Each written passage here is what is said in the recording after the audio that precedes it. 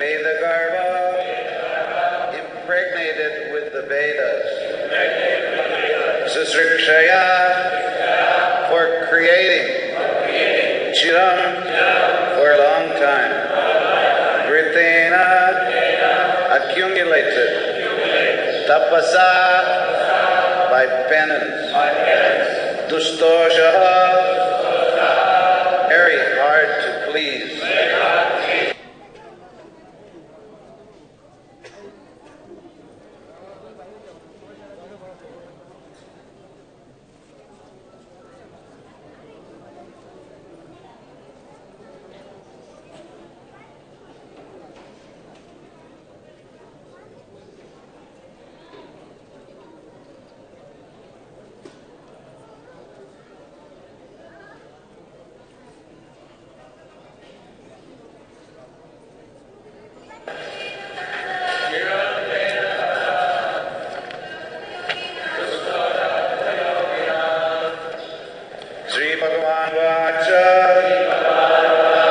The all-beautiful personality of Godhead said,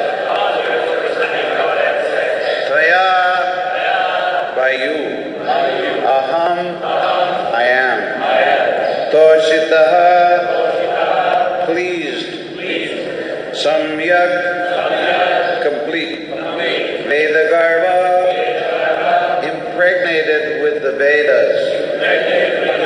Susrikshaya, for creating. Chiram, for a long time. Vritena, accumulated. Tapasa, by penance. Dustosha, very hard to please. Kuta yoginam, for the pseudo-mystics.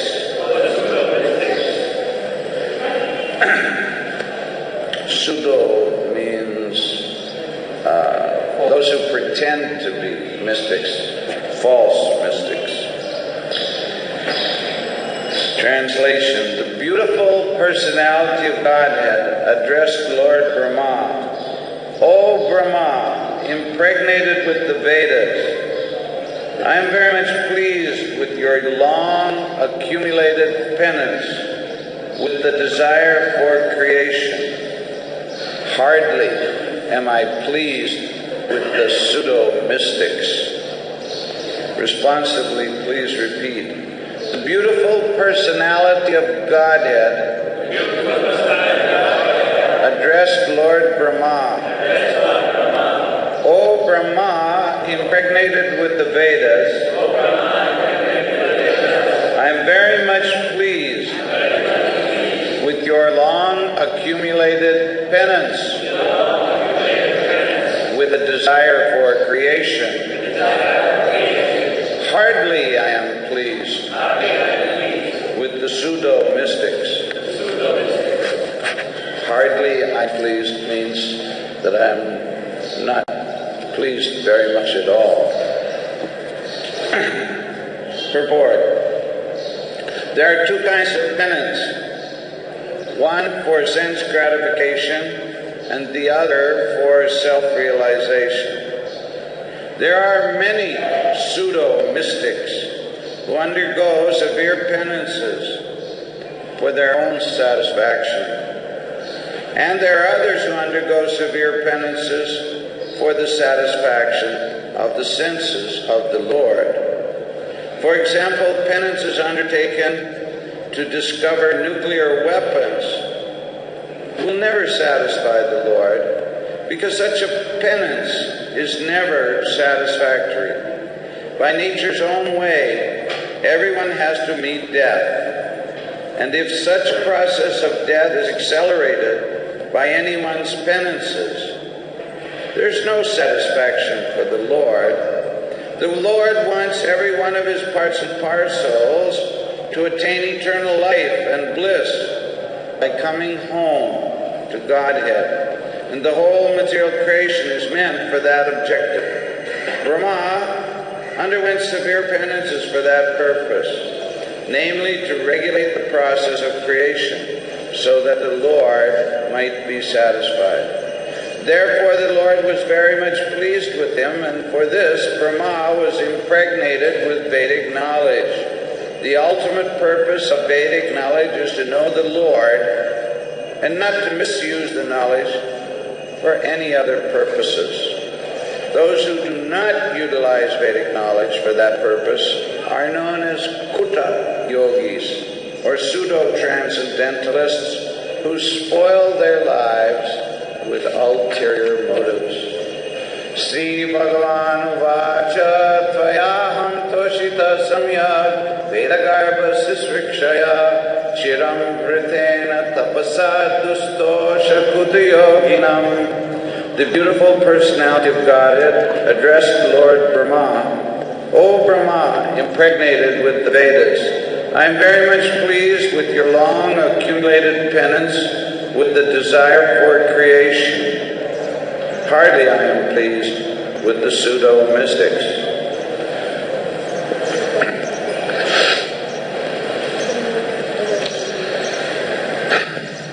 It is rare that someone even has the inclination towards or the determination to practice austerity and penance. Generally in this world, people are simply living out their karma, and they have neither the strength nor the determination to do anything else than that. They're very much distracted, caught up, bewildered by the objects of the senses. Vishaya vinivartante niraharasya. The objects of the senses are like magnets that pull the conditioned soul this way and that way, to see something nice, to taste something that gives some sensual stimulation, to hear something, to touch something, to smell something.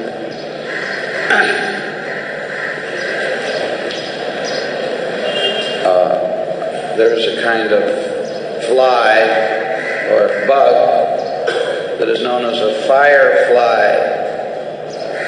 Its peculiar nature is that whenever it sees a fire, especially at night, it flies right into the fire. Very peculiar, because it gets burned up. But it's attracted by its eyes. A deer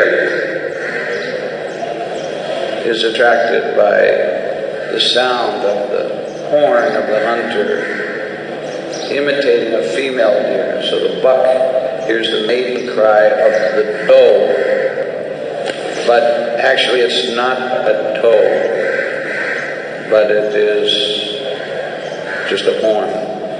He's led to his death.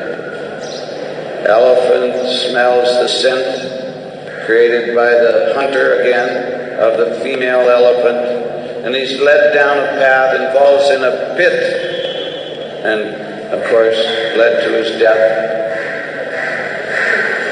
The fish,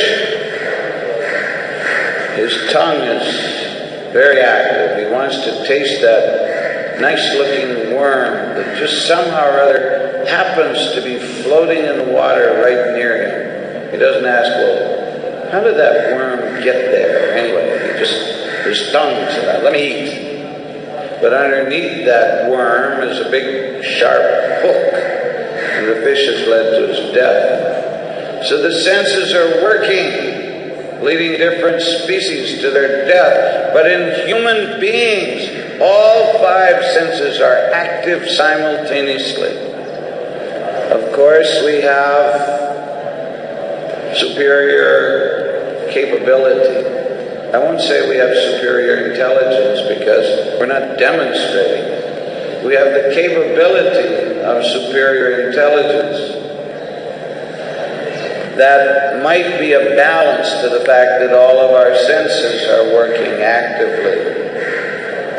But unfortunately, in a society which is devoid of Atma, Tattva, Gyan,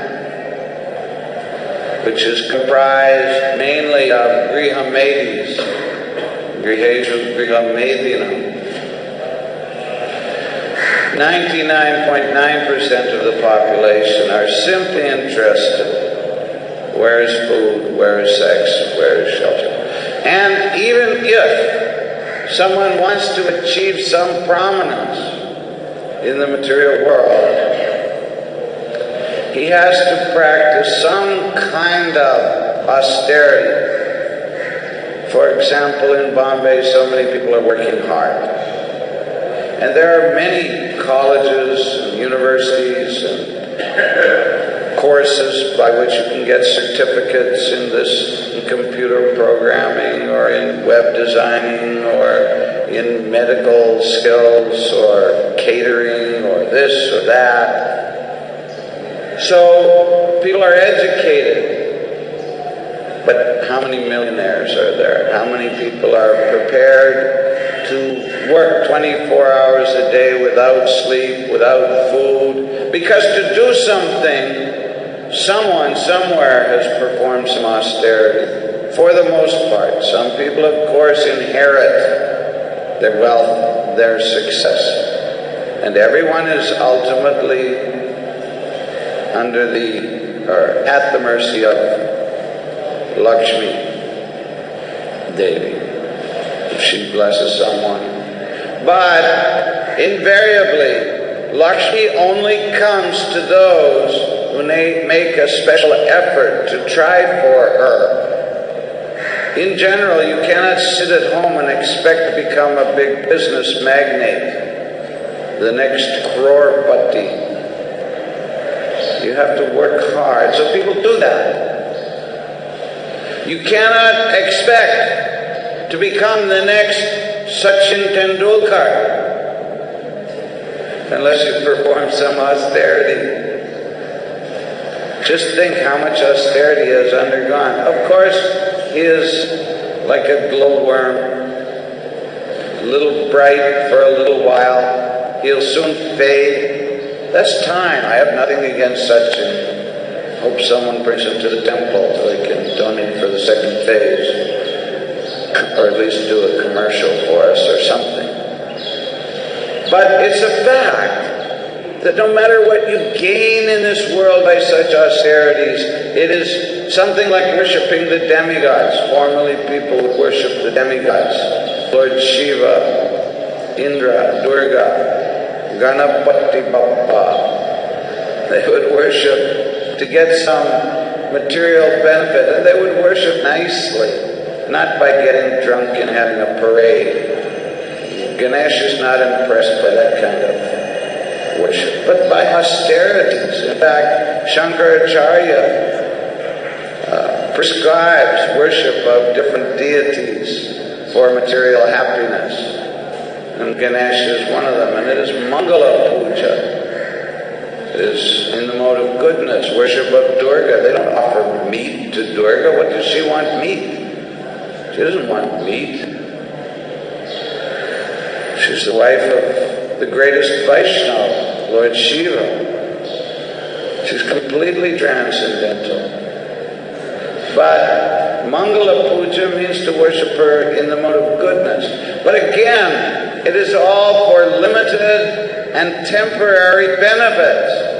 So such kinds of austerity, we should understand, these are not in our real self-interest. An intelligent person will try to get the maximum benefit for the maximum amount of time. Just like, for example, nowadays, organs are very much in demand, and there's a trade going on to sell kidneys for many thousands of rupees. Actually, many thousands of dollars. So some people may think, oh, here's a scheme where I can get rich quick or quickly. proper English. And so they'll take out their kidney and sell it, but they don't realize that they're weakening their own health. And they may enjoy some wealth for a short period of time, but they may decrease the duration of their life quite drastically.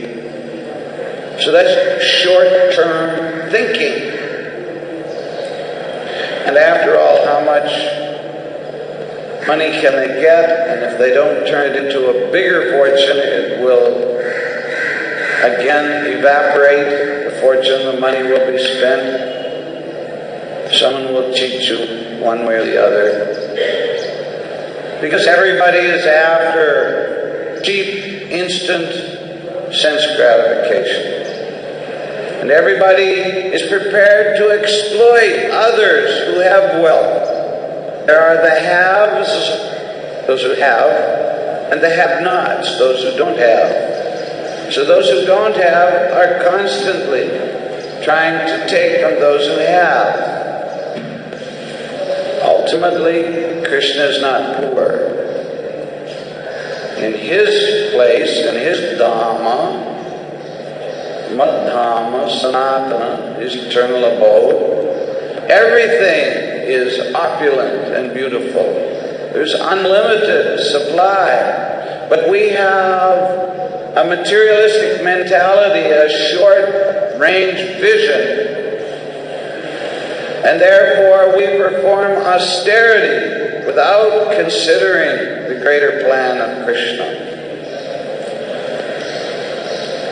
Manusyanam sahasreshu kaschid yatati siddhaya. Out of many millions of men, one is intelligent enough to understand that jivasya tattva jigyasa, austerity or anything else, is meant for achieving the highest goal, Krishna consciousness. And if we do not understand a simple point, Srila Bhaktisiddhanta Saraswati Thakur used to say that everything is connected with Krishna, and that we must see that everything in this world is somehow connected with Krishna. Not only objects, but things that happen in our lives. Everything is part of Krishna's world, connected to him. He is the source. Janmadhyasya yata is the origin, the source. So, if we see everything connected to him, then there will be a path for us to connect, to use everything in his service. That is real renunciation. But if we don't have this vision, and most people do not try to understand this simple point, it's a simple, basic principle. But most people don't have the intelligence left over from their exploiting material energy. All of their energy is expended, is used for the purpose of acquiring money, food, sex, shelter, prestige. It's a tremendous effort. People get very exhausted in today's world, in the competitive marketplace. They don't have enough energy to sit down and think, what is all of this? Where did all of this come from? What is the ultimate purpose of it? Therefore, because they cannot understand that everything is part of Krishna, they have no idea how to use things. Pravritim cha nivritim cha janana vidur asura. They don't know how to practice pravriti and nivriti, renunciation or sense gratification. Pravriti means sense gratification, to live a life for I, me, and mine, janasya mohyam mameti, devoid of knowledge, pramada. People become mad. So many people, incredible. How many people flew off to South Africa because some men from India knew how to hit a little ball around a field a little better than some other people could hit a ball around a field. And people spent so much money flying off to South Africa, and none of them are going to be asked to play in the game. None of them are going to get paid. They're all paying. And they'll go there and get drunk and enjoy different kinds of sense gratification. And they'll be able to tell people, I saw when India beat Australia or whatever. And what is the use? How does that help them in their pursuit of the ultimate goal in life? How does that contribute to the world and the suffering in the world? How does that contribute to anything at all except for ignorance? The composite ignorance of this material world. It just becomes deeper and deeper. Srila Prabhupada gives the example here of nuclear weapons, the discovery of the atomic bomb. And that's a whole story. There was some group, what did they call it? The Chicago, what was the name of that group? Oppenheimer. They had a whole think tank, and there was some name for their group or their effort. They met, Project Chicago or Project Philadelphia, I don't know, some name. Some project. And they spent so much money, had so many of the biggest scientists working day and night to discover nuclear weapons so they could use them to kill people in Hiroshima and Nagasaki. Brilliant. Wonderful. And death is already going on. But they performed austerity to make it happen more quickly. Okay, they had some rationalization that they were saving lives. So let's say both of them, the Americans, the Allies, and the axis of evil, Japan and Germany, both sides were ignorant of the ultimate goal in life. But Prabhupada specifically points out here, performing austerity for something that is foolish. We should not be foolish, hopefully. Neither should we be lazy, neither should we use our energy for false things. And here also he points out that even in the field of religion, one would think, oh, he's wearing saffron cloth, he's wearing tilak and kantimala, and he's doing tapasya, whatever. There's so many examples. Hiranyakashipu, big example, performed austerity, but so many great demons. Ravana also performed great austerity. We can't even consider. I could, just now, have all of you stand up. Just to give you some idea. Everybody stand up. Okay, now everybody put your hands in the air. Now everybody up on your toes. Up on your toes. Get up on your toes. Hare Krishna, Hare Krishna, Krishna Krishna. I could leave you there for about 10 minutes. All right, sit down. It would become very, very painful. Except for Kavi Karnapur, it might wake him up.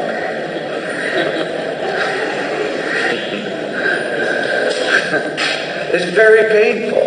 And yet people like Hiranyakashipu, Ravana, they did it for thousands of years. We cannot imagine the kinds of austerities that they went through to get the power to become Amara, eternal, when it's not possible. The only way we can become eternal, although we are eternal, but the only way we can become eternal is by casting off our attachment to this material world, this material body. And the only way we can cut our attachment is by giving everything back to the owner. Giving everything back to Krishna. We're falsely proclaiming proprietorship and we're getting entangled. So we have to stop this type of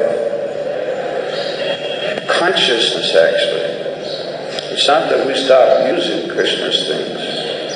Prapanchikatya buddhya hari sambandhi vastuna mukti parityago vairagyam phalgu katite. False renunciation means to reject things that can be used in Krishna's service. When you see that everything belongs to Krishna, everything is connected to Krishna, then you can practice yukta vairagya, real renunciation. But a pseudo yogi, he has many ulterior motives and he has imperfect knowledge, avishuddha buddhaya, impure, incomplete knowledge. So although we are bhaktas, we're not even attempting to become jnanis, because even our austerity, even our efforts are simply for pleasing Krishna. Whereas a jnani, he's trying to develop an understanding or knowledge for his own aggrandizement, for his own pursuit, for his own self-satisfaction. But a devotee, like Vasudeva Datta, he has complete knowledge. And he thinks, I'm not afraid of suffering because I'm not this body. It's Krishna's body. I'm not frightened by the material world. All these people are suffering. You take them back to God, I will suffer their karma. I have no problem with that. Simply I ask that I remain one of your insignificant devotees. The devotee is so attached to his loving relationship with Krishna. Krishna wants to see all of us rightly situated and happy. Sarve sukhino bhavantu. He wants to see us happy. Why are we not completely happy? Because we have not yet learned to surrender our false egos to Krishna. So our duty is to become Krishna conscious and then to train others to become Krishna conscious. It is not advised to go back home, back to Godhead by yourself. You have to take someone with you. We don't give out single tickets. We only give out group tickets. You have to get a full bogie full of people and go back to Krishna. So, it is not difficult. Even they want to play cricket, but let them glorify kabaddi or something. Kabaddi. Let them glorify the Calvary boys. Let them glorify Krishna. Somehow or other, we have to learn to put Krishna in the center. Yena tena prakarena mana Krishna nivesaya. Preaching is an art. Preaching requires that one should be result-oriented. Valena phalakana anumiyate. We want people to come to the highest platform, but they can't come immediately. So have a restaurant and let them come and satisfy their lusty desires with Krishna Prasadam to start with. And so many avenues there are. Prabhupada said everyone should go through the 4 ashramas. So in Grihastha ashram, one has a license to satisfy senses. But ultimately, Chidyante Hridaya Grantis, we have to cut the knot of material affection. When we leave this world, if you read the description, the devotee casts off the different layers surrounding him, material layers, subtle from gross to subtle. And he travels through the 7, 8 layers around the material cosmos and enters into the spiritual world. He's getting rid of his attachments, actually. Just letting go. So this can happen even now. We can learn to live. If we know the art, how to live in the world, but in a detached way. It is not without emotion, it is not without feelings, it is not without compassion, it is not dry in any way, but it is with the right understanding. And it's like electricity. It's such a simple adjustment to turn the same energy from cooling to heating. It's not a big major thing. The same electricity coming into your house by a different attachment, one gets heating or one gets cooling. And even in the cooling there's some heating going on. So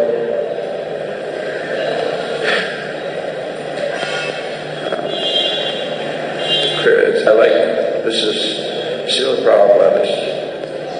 He often referred to his Bhaktivedanta purports as his personal ecstasies. So you can see that here.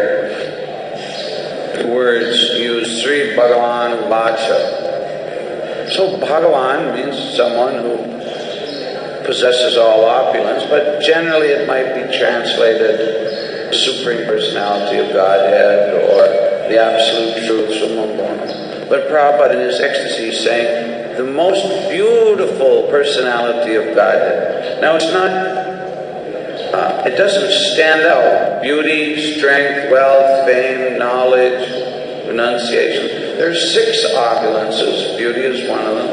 But Prabhupada is just, he's inspired. He's going to write a beautiful personality of Godhead. So he's feeling some wonderful ecstasy.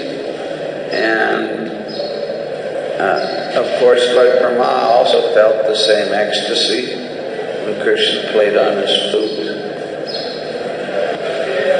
He heard that sound, Gayatri, and he was impregnated with Vedic knowledge, and therefore he understood how to create. But he performed austerity to please the Lord. So we will also be empowered to do whatever we need to do to keep body and soul together and to create an international society where people can find shelter. Now the American soldiers are rushing through the Iraqi desert. It must be quite hot. I'm sure they'd love to run into an oasis rather than an oil well, because they're wearing all this big heavy equipment and gas masks and we've got our oasis. We're also running through the desert of the material world. Day-to-day life can really get people down. In fact, the World Health Organization has informed people that the greatest type of disease, or the biggest disease, the biggest illness in this age will be mental illness, stress caused by overwork and not knowing why. The same amount of work will not feed her family. Now more and more we see. I remember years ago the slogan was Hamdo Hamare Ado, but now it's Hamdo Hamare Ek. I see it everywhere. They've gone up to 1. And a lot of people don't want to have any children because it's just such a struggle. And many people don't even want to get married. So it's more and more of a struggle, and we need a place where we can understand, where we can learn how to tolerate The miseries, matra sparsha sukonteya sitoshna sukadukada agama paina nidastasta tikshasvavar. Krishna is telling Arjuna, you just have to tolerate. But how do I tolerate? Well, I need association with other persons who are also learning the science of Krishna Bhakti, who are also speaking Krishna Katha, Srinvatam Sva Katha Krishna, Katyantas Jamam Nityam, Tujanti Cha, Ramanti Cha. They're developing Param Drishtva, higher taste, and therefore they can tolerate the difficulties of life. We need that kind of association. And, of course, the brahmacharya ashram is meant for those who want to sincerely or seriously practice austerity. But ultimately, the overwhelming majority of devotees will be congregation. And the congregation has to feel empowered to organize wonderful activities for the pleasure of Srila Prabhupada. We have to build our international society. We don't have that right now. We have international temples, International Confederation of Temples. But now we need society where young men who are intending to be householders and young women and parents and grandparents can work together in a cooperative spirit. They can serve the deities, they can serve the brahmacharis, and they can build something nice, an oasis. So I'm going to stop here. Are there any questions or comments? Yes? Hare Krishna. Maharaj, pranam prayer. So some devotees say that Vishnu Bhakti Pradedhi, some say Krishna Bhakti Pradedhi. What do you say? So I want to know what do you say? I say Vishnu Bhakti. Vishnu Bhakti, why? So I want to know that what Srila Prabhupada introduced. What did Prabhupada introduce? I wasn't there when he introduced it. Maybe Bhakti Rupa knows.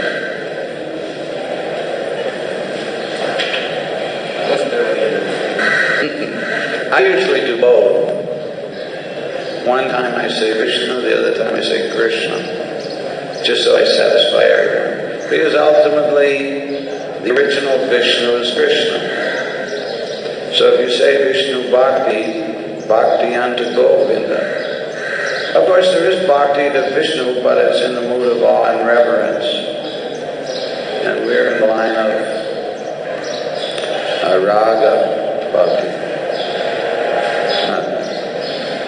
Simply ritualistic bhakti. Now, in the Ramanuja Sampradaya, for example, it appears that they are concentrating on mantras and rituals, etc. But in their line, there were many great raga bhaktas. The Alwars were, their prayers are imbued with such bhakti, such raga bhakti.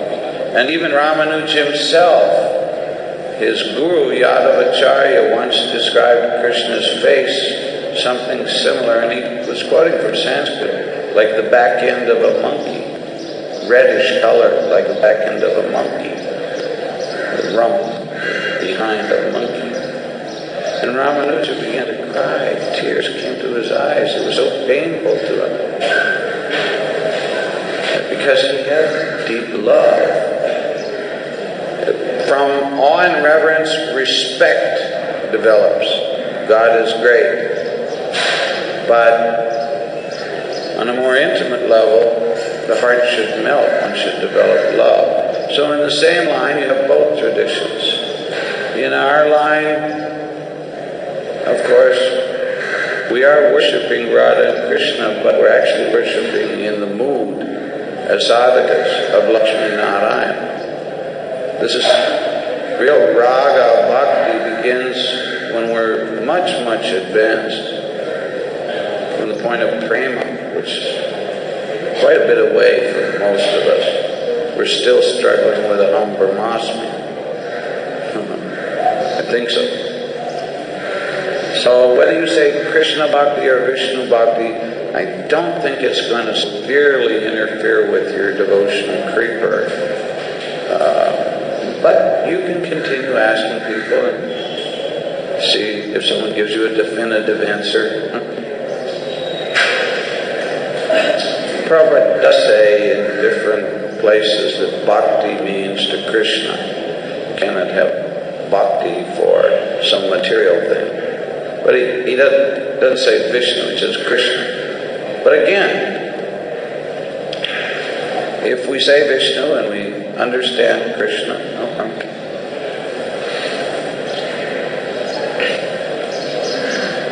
Yeah. If I may, the time frame, lack of better word, in which this was spoken, Bhagavad speaking from the conversation they had, was at the beginning of time, when Brahma just finished his austerity. Yeah. Now, at that time, where do those secularists come from?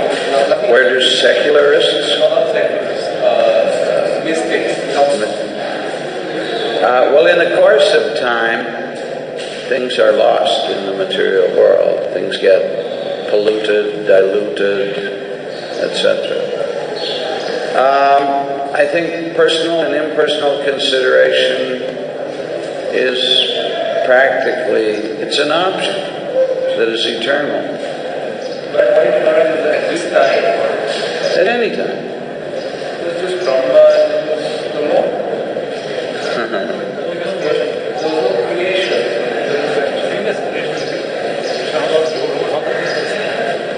No, he's wondering why Krishna. Well, it's something like Prabhupada came to America and he was preaching to us. And he was telling us, beware of Mayavadis. We thought, okay, what are Mayavadis? We never heard of it. But he stressed it. So that gradually when we did understand, we were on guard. Mayavadi Bhashya Shunile Hoy Sarvanash. Oh, okay, I won't hear from any Maya. Prabhu, are you a Mayavadi?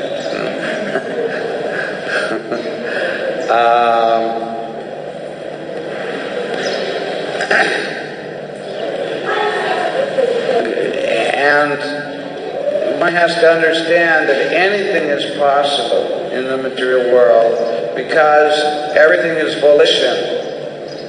You can choose to serve Krishna or you can serve to disobey Him. So therefore, now the wording used here is pseudo-mystics, but the Sanskrit is kuta yogina. So could be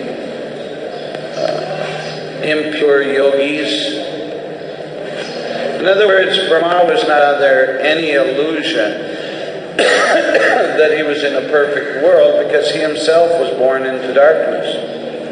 He had to practice austerity before he achieved knowledge. So if Brahma is born into ignorance, what to speak of us? So he could understand that other people could be misguided. Lord Brahma, in one particular incarnation, became lusty after his own daughter. He became a pseudo-yogi.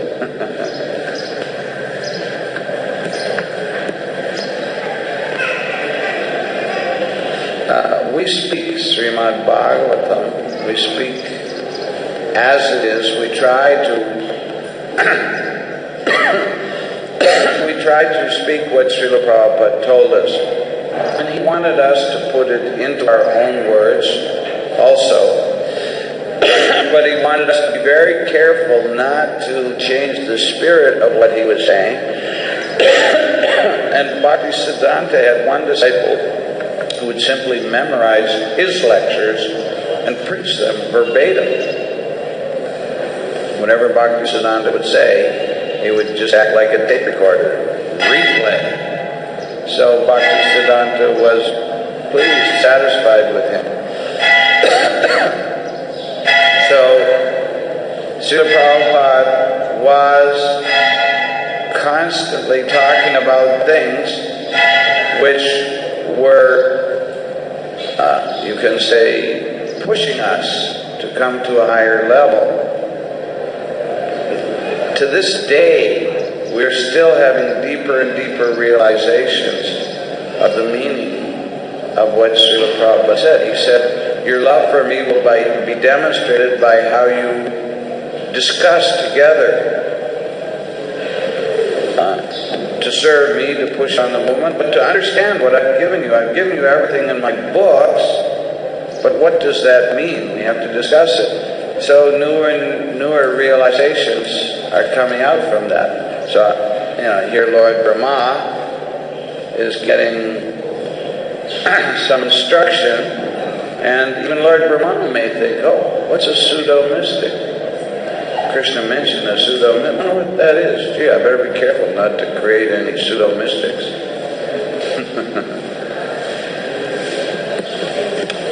Another question.